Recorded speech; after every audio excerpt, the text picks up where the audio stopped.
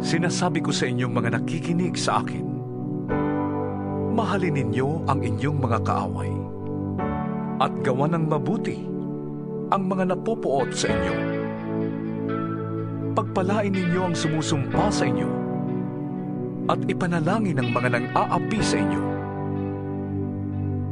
Kapag sinampal ka sa isang pisngi, iharap mo rin ang kabila.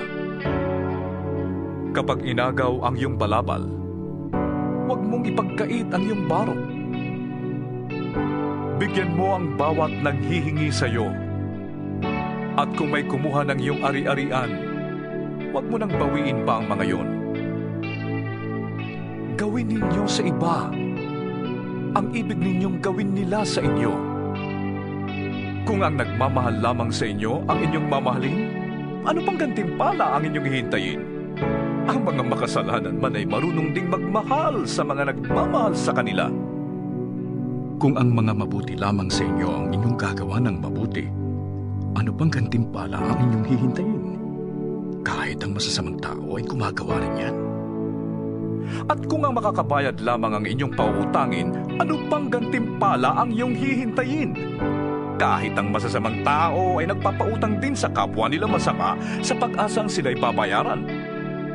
Mahalin ninyo ang inyong mga kaaway at gumawa kayo ng mabuti. Magpautang kayo nang hindi umaasang kayo'y babayaran. Sa gayon, malaking gantimpala ang tatamuhin ninyo at kayo'y magiging mga anak ng kataas-taasang Diyos, sapagkat siya'y mabuti kahit sa masasama at sa mga hindi marunong tumanaw ng utang na loob. Maging mahabagin kayo na gaya ng inyong ama. Huwag kayong humatol at hindi kayo hahatulan. Huwag kayong magparusa at hindi kayo parurusahan ng Diyos. Patawarin ninyo ang inyong kapwa at kayo patatawarin din ng Diyos.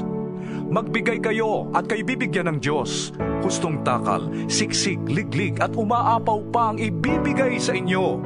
Sapagkat ang panukat na ginagamit ninyo sa iba ay siya ring gagamitin ng Diyos sa inyo. Maaari kayang mag-akay ang bulag ng kapwa bulag.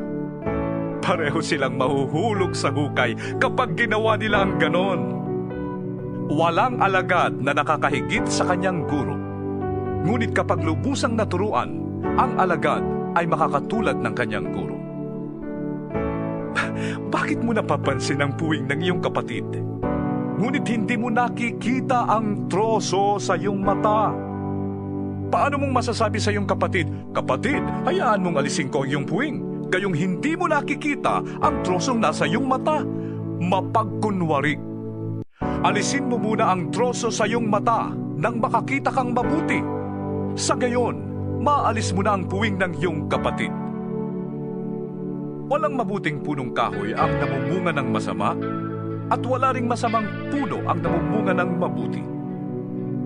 Nakikilala ang bawat puno sa pamamagitan ng kanilang bunga, sapagkat hindi nakakapitas ng igos sa matitinik na halaman o ng ubas sa mga dawag.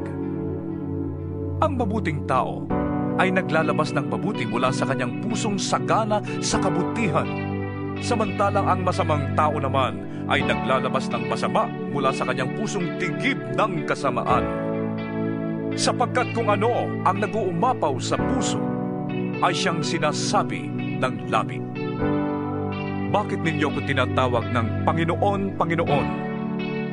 Gayong hindi naman ninyo tinutupad ang sinasabi ko. Sasabihin ko sa inyo kung ano ang katulad ng taong lumalapit sa akin, nakikinig ng aking mga salita, at nagsasagawa ng mga ito. Ang katulad niya ay isang taong humukay ng malalim at nagtayo ng bahay sa pundasyong bato. Nang bumaha at bumugso ang tubig sa bahay na yon, hindi na tinag ang bahay na itinayo, sapagkat matibay ang pagkakatayo nito. Ngunit ang nakikinig naman ng aking mga salita at hindi tumutupad nito ay katulad ng isang taong nagtayo ng bahay ng walang pundasyon. Nang bumaha at bumugso ang tubig sa bahay na yon, ito ay kaagad bumagsak at lubusang nawasak.